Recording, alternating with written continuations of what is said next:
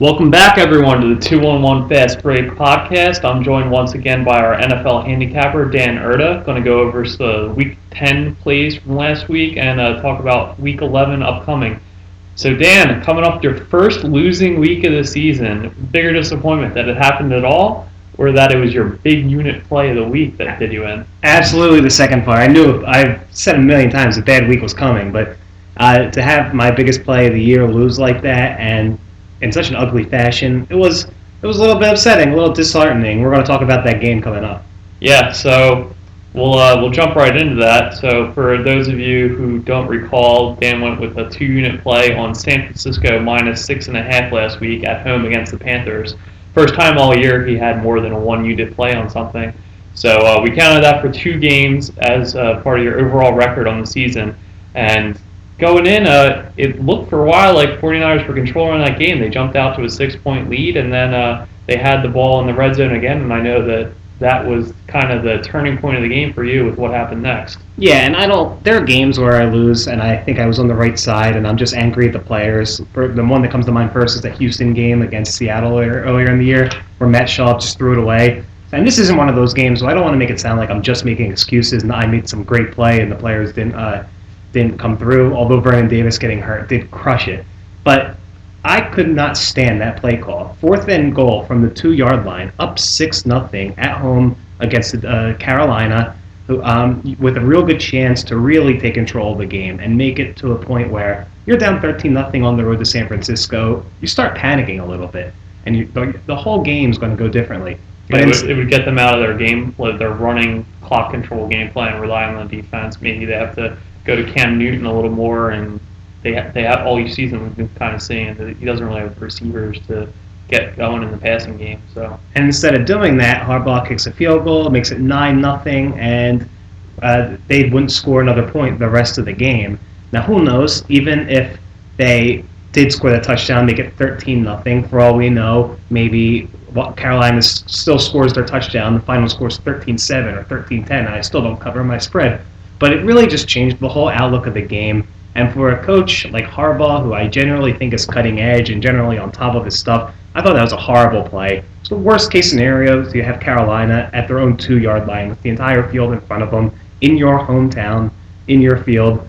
And, I mean, sure, is Cam capable of a 98-yard drive? Yes, but I think the situation greatly favored San Fran, even if they didn't get the touchdown. Yeah, more often than not, they're going to get a stop there where the team backed up against their own goal line, and then they punt. You probably get the ball around midfield anyway, so it's not too huge of a momentum change, quote unquote. I know a lot of analysts out there are trying to debunk the idea of momentum. That's a great debate, actually. Yeah, it is, and I don't think it's something that can ever really be proven because momentum being an intangible concept itself and everything. That and is it possible for a player to be clutch? They're the two debates that like people who are into like human emotions and stuff feel one way, and people who are just stat hounds and completely follow box scores only think the other way. Yeah, so you really got to take both sides of the argument and kind of form your own opinion with all the available data.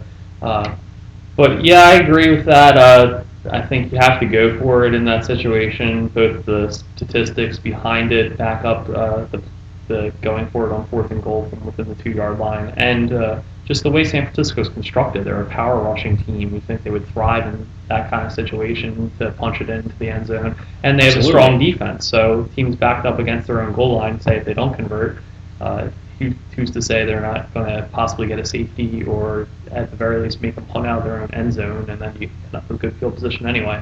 Absolutely. And that's not going to guarantee a cover. I'm not banking on that. Sure, yeah. And I think Vernon Davis getting hurt was even worse than the 4th down call in terms of why that lost, because they just had nothing on offense. No, they don't have any receivers that can really stretch the field. So they have Bolden, but he's a possession guy, and he can get open when there's guys getting behind the safeties and really opening up those zones on the intermediate routes for him. But if he's the number one receiver at this point in his career, he can't float past people, and he's not creating separation for himself from the defenders. So with Vernon Davis out, it really left him no options in the passing game. Mario Manningham became their leading receiver, which is bad. Yeah, it's really bad. Unless the question is who had one of the most improbable catches in the Super Bowl, then Mario Manningham's not the answer. No, he's not. Well, actually, he's not the answer for that either. That answer would be David Tyree. I said one of. I realize the helmet catch probably supersedes that, but Manningham had a pretty darn good one himself, so he'd certainly be up there. So yeah, San Fran didn't win the game, let alone cover the 6.5 points, and I think in the process, Carolina really showed their mettle and showed that defense is a real force to be reckoned with, and they're going to, even if they're not a top flight contender, they can play with anybody in the league. And they have this Monday night is going to be a great game. They're at home against New England. New England coming off a bye. This is the test for them. This is the game where if they win this game, they're a Super Bowl contender. Because if you remember, well, you don't think last week was the test for them going into San Francisco on the road and beating the 49ers? Yeah, but there's still a strong defense who were up against a team with little to no offensive weapons, and that worked in their favor. Now they actually, it's one thing when Mario Manningham is the biggest threat on offense, but now when you have Gronk and Amendola and Brady as the quarterback, I think, and Bill Belichick off a bye, if they make a statement Monday, I'm going to really start taking them seriously as a team that could, I think they're a playoff team either way, but if they can go in there and make a statement Monday, you could start thinking they almost beat Seattle week 1. They could be a Super Bowl team. Yeah, I think they're definitely a playoff team. We had a few teams drop off. Packers are dealing with the Aaron Rodgers injury. The Falcons aren't what they were. There's just not a lot of depth in the NFC right now. You're not trusting Scott Tolzien right now? They went out and signed Matt Flynn, so I don't think I don't think the Packers trust him either. Well, Tolzien's starting at least. Yeah. So man, please, for the love of God, beat the Giants. I'm tired of this Giants. The Giant revival. Yeah, I'm so sick of this. Just they're a chicken running around. And they need their head just chopped off, or whatever that saying is. I don't know what it was. They have to die. They need to go. They're an awful football team that needs to be out of the playoff picture entirely. Let's scrap the metaphor there. But all right, so that was the San Francisco Carolina game last week, and big loss for you with the 2-unit play. But you only had one other play last week, and that was a winner in a big way. The New Orleans Dallas over 52.5, and the Saints almost covered that one by themselves, huh? They did, and we should just, the entire season, we should only play primetime overs in domes. It seems like they hit like clockwork. Yeah, I saw a stat where the overs and the favorites, if you parlayed them, there's something like 5 of their last 6 this season, and that's the big play that every public That's a public play, yeah, absolutely. Because they try to make up their losses on the Sunday night game, and they obviously bet the favorite because most people back the favorites if they're just a public bettor, and everybody likes to see more points, so they back the over, and a lot of people parlay those two together, and that's been hitting a lot lately, and did last week with the Saints in Dallas. Obviously, the big stat that was throughout the media throughout the week, the Saints setting the NFL record for most first downs in a game with 40. And another thing showing how bad the Dallas defense is, they're actually on pace to allow over 7,000 yards, which would be the second worst total ever by a defense. And Sean Lee now injured, it's only going to go downhill for them from here. Makes you wonder what the heck happened in that Nick Foles game. It's really weird because Nick Foles has looked like a world beater aside from against everybody else, and they played the worst pass defense in the NFL, and had the worst game of any quarterback I've ever seen in my life. Yeah, that was just a complete anomaly. I don't think you could explain that one if you sat down and watched every play of that 20 times. It really didn't make sense then, and especially given what he's done since then. I do have a theory though. I was at that game, and that was the one game where Nick Foles looked terrible. And I was at the Sixers Golden State game this year, and that was the one game where the Sixers looked absolutely awful. So it's you. I think when I'm in attendance at Philadelphia sporting events, they just get utterly dominated. So you're a jinx. I think I am. All right. So, but as I already announced, I will not be going back to any more football games. So. Well, maybe Sam Hinkie will hire you to go to every Sixers game this season, so they can appropriately tank like he wanted. I need to start doing this. that we'll probably talk about that later. In the Sixers or you could bet on. You could fade the Sixers and go to their games. I did fade the Sixers for the first couple of games and lost, and I kept on doing it and won a couple bucks back, and I just stopped. Yeah. Well, I was at the game Monday night, and that was their worst loss in the last week or so. They absolutely got demolished by the Spurs. Yeah.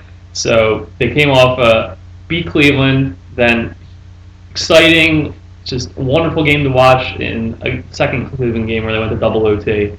And then the Spurs game, which I was at. And then they had another great overtime win. So it's both of us. We, the two of us have been at the two terrible games they played this year. I know. And they must not take kindly to my tanking implications portion of my column for their games. Philly Fast Break contributors cannot go to sporting events. Yeah. Hey guys, if everybody out there listening, I do root for the Sixers. Every time I'm here watching the game at home, I'm absolutely rooting for them to win. You do root for them to win every game? Oh, absolutely, yeah. I root for them to play a great game like they did last night, but I root for them to end up coming up just a little bit short.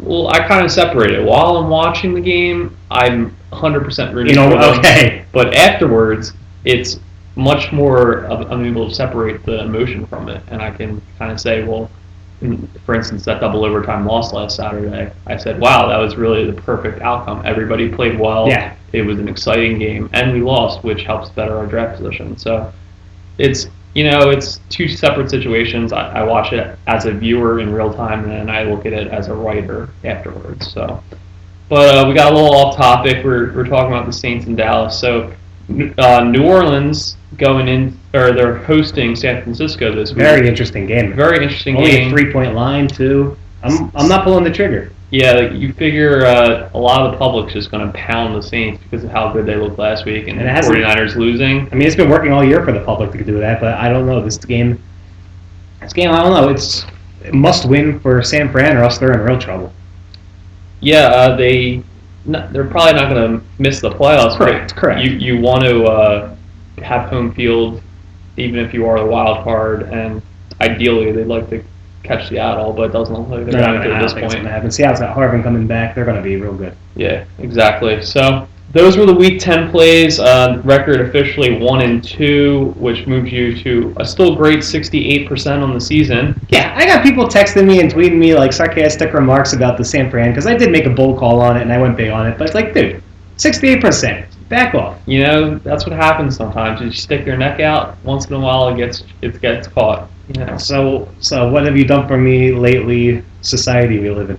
Yeah, where were these people the first 9 weeks? Were they all about congratulating you on all your 5-0 week? I must have missed and those. Every non-losing week you had for the first 9 weeks. What happens is people wait for those weeks to see if they think that I'm legit or not. And then they're like, okay, I trust them now. And then they start betting. Now, and then let me really pound this San Fran line, because I know he's so confident in it. But hopefully they were on the Saints and the Cowboys over with you as well, and it wasn't too bad of a week for them. So we'll move on to Week 11. Got a few more plays for us this week, 68% on the year. So odds are in your favor for another winning season, or another winning week to add to this 2013 season. We'll move on to the first game. It's an over. You like the Redskins-Eagles over 52.5. We saw in Week 1 in the end of the season, Eagles just came out and blitzed that Redskins defense. That was the first time the Chip Kelly offense was introduced, and they didn't seem to know what hit them. Are you expecting something similar this week? Yeah, it's going to be a little bit different because the whole Foles-Vic thing with Foles back there, and it's in Philadelphia where, I mean, I'm going out on a limb here because so far they've shown no inclination that they can score at home. They haven't won a home game in over a calendar year. Which is disgusting, but I do think streaks like that are bound to come to an end. I think it does this week, even though I'm not touching the sides. Either way, we have two offenses that have been doing very well lately. RG3's been playing a lot better, and we already discussed the way that Philadelphia's been playing with Nick Foles. And I mean, it's a very, very simple formula. Bad defense plus good offense on each team, take the over. Yeah, and 52.5, not a huge total.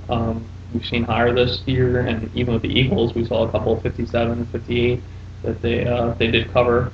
So they got to come out strong though. Because if they go 3-and-out the first couple drives and the crowd starts booing, it's not going to be a pretty game. This is a very big game for each team. Actually, Washington needs it to be in the playoff race, and Philly needs it to take sole possession of first place. NFC East wide open. Anybody's game. It's so ugly, but the Giants are a game and a half out. It's really ridiculous right now. Just get the Giants out of here. I'm just to illustrate how poor the division is. And you're right. You're absolutely right. They're still in the mix technically, even though they're awful. And I think a lot of people would argue every team in the division is awful. And a lot of like media pundits make this comment, and I don't hate it. I think it's true. I think if you are not at least 500, you can't make the playoffs. So if you win a division with an 88 record, it should default to the next best wild card team. Yeah, it's certainly something to be considered going down the line. Why even have divisions, really, if it's all just conference seeding? The NBA's kind of done away with divisions, and it works fine for them. So we had a big argument about that in our fantasy football league. Because one guy didn't want to do head-to-head anymore. He just wanted to do a straight-up points league thing. Right, because everybody hates, I had the second highest points total, but I lost to the first highest, and I shouldn't get a loss. So a lot of leagues actually do where they give it out two wins per week. You get one win for being the top 6 if it's a 12-team league, and then one win for winning your matchup. for winning your matchup. So I like that idea. Kind of balances things out a little bit. Yeah, as terrible as the NFC East has been, it's going to make it a fun year. And Week 17, Philly at Dallas. That might be a crazy game. Yeah, it's certainly going to come down to the wire because I don't see any of these teams really separating themselves from the rest of the pack. And the NFL put that scheduling rule in place where it's all division matchups Week 17 for that reason specifically, and it looks like it's going to work out well as far as a programming standpoint for Week 17 in the NFC East. So bottom line, bad defenses, really good offenses. Take the over. Over 52.5 for it's on its way up. Philadelphia this week. It reached 53.5, came back down to 53, but it's going to keep going. I don't see it dropping. No, the over totals don't typically move downward just because the public is always pumping money in on the overs. So the second play of Week 11 for you have Detroit -1 at the Steelers. Now, this looks like a really fishy line to me. Am I like falling right into a trap here? This is a screaming trap, this 1-point line for a Detroit team that just had the victory against Chicago last week. They played well all season. And the Steelers, they won last week against Buffalo, but who's Buffalo really? And they haven't looked good the majority of the season. They gave up 55 points to New England the week prior. Yeah, I feel like I'm walking into a trap here, but I can't not do this. I mean, logically on paper, I don't see any way. Pittsburgh sucks against any team that has a real NFL offense. Yeah, they beat Buffalo. Buffalo they actually had their starting quarterback back, but it was his first game after missing a lot. For E.J. Manuel. Stevie Johnson's hurt. I think Robert Woods was out. Their biggest receiving threat was Marquise Goodwin. All they had to do really was stuff the box and not let the runners do too much, and that was a real easy win.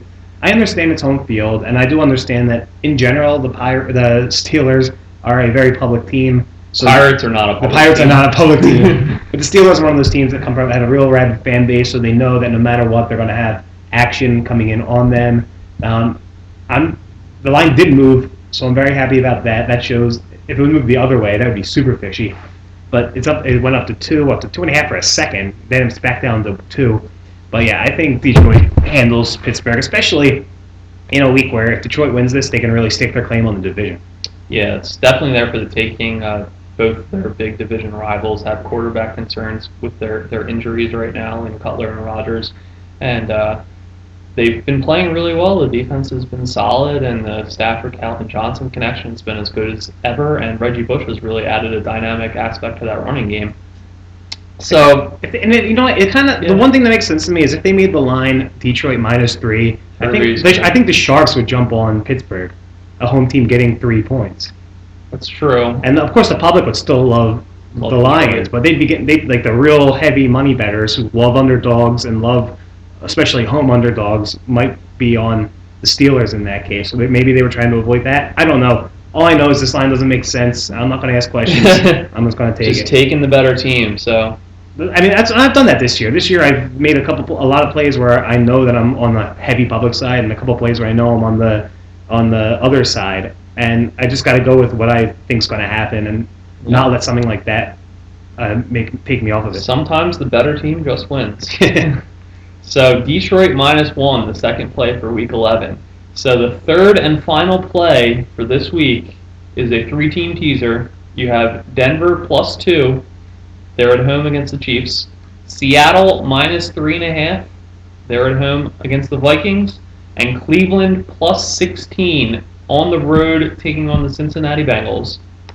So let's start with that Denver game. Any concern about Peyton Manning and that ankle? A little bit. But I really am not in on Kansas City. And if they do win this game because of Peyton's ankle, it's getting ridiculous. Every week they play a team or in a situation where it's against them, but the other team has something terrible happen to them. Well, they've had a string of every week playing a backup quarterback against them.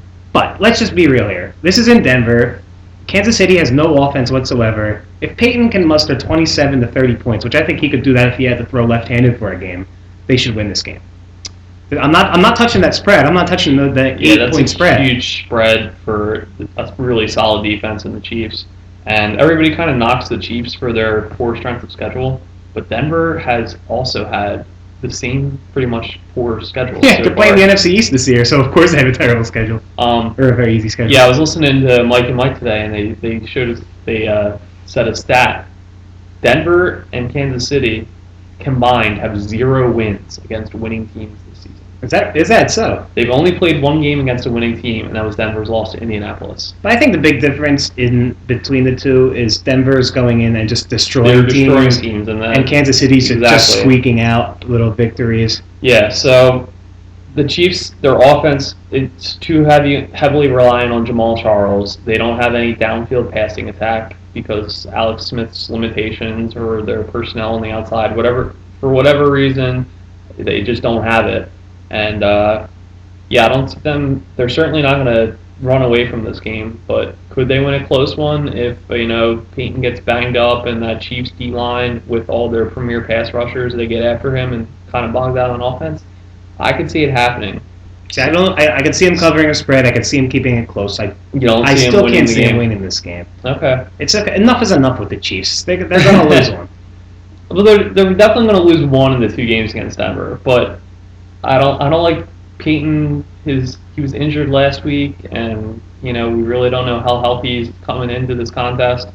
It's not the type of thing I would throw into a teaser, just because it only takes one thing to blow the whole thing up. Well, I'm glad you disagree, because every time you do that this year, you're a winner. I seem to win. So this is a lock. That's what I do. I bring good luck to your bets by not even picking against them, just offering concerns about why constructive criticism and why you may not be the smartest thing.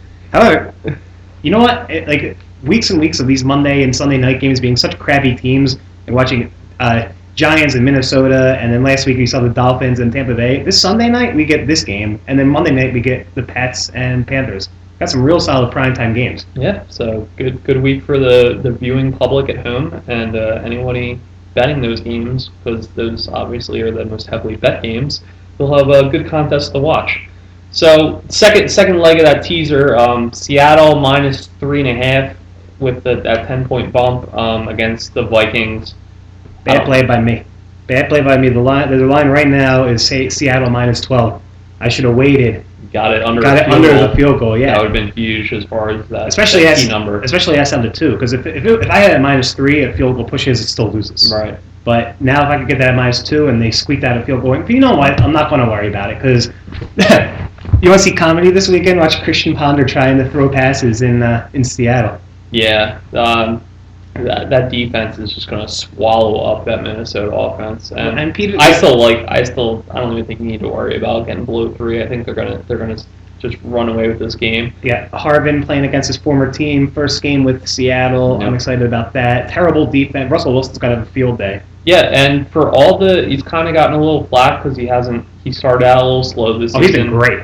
He's been amazing. Little stat for you. Russell Wilson has been pressured on the highest percentage of passes in the NFL because that O-line has had some problems. He's had a lot of pressure coming on him. But he's almost 50% completion rate when he's been pressured, which is the league. And he also has the league best accuracy on 20-plus yard throws downfield. So he's been the most accurate passer on deep balls in the entire NFL. And when he's getting pressured, he's still throwing the ball 50% completions. Yeah, but he's small. If he's small, he can't play. He can't be an NFL quarterback. No, everybody has to be 6'5", and they have to be a statue in the pocket. It's the only way you can succeed in the NFL. No 5'10" guys, definitely. He's probably the reason why Manziel will go so high. If it weren't for Russell Wilson, they'd be a lot more concerned about Manziel. Yeah, he's all the way up to 12 on Mel Kiper's big board, Johnny Football, and like Drew Brees was the one comparison, but that was the only one. They said, well, Drew Brees is the exception, but now Russell Wilson also getting it done with a smaller guy at the quarterback position. So, I mean, I don't really see anything with this Seattle-Minnesota game. Seattle's O-line's been a little bit iffy, and Minnesota's running back is pretty good at football. He is. He's not bad. It's a shame he's not on a better team. Yeah, that Toby Gerhart's really not that bad. No, I like him, Stanford guy. But, yeah, ADP certainly so brings it. That's cause for concern a little bit, but I just think that the home field and Minnesota's porous defense, it should be a touchdown game at the very minimum. Yeah, I agree. So that was the second leg of that, Seattle minus 3.5. Before we move on to the third one, I just forgot one stat from that KC game. It's actually the first time in the last 25 years that a team 9-0 or better has been an underdog going into the game. Really? So that's really, really interesting and shows the perception behind that Chiefs start to the season, right? Which we kind of touched on. So move on to the third leg of the teaser, Cleveland plus 16 on the road against the Bengals. Gotta say, I love this one.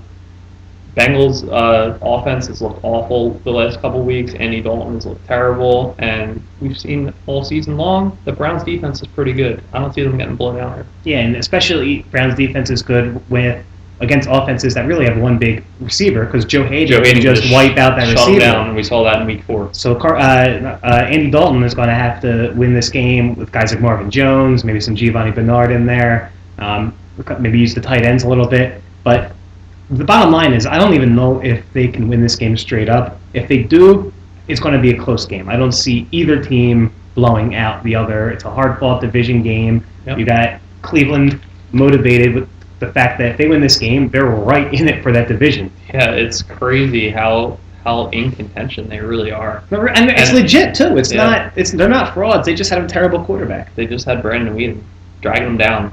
I believe. Is his nickname the Anchor? Because it should be. It's a great nickname. It's a great nickname for him.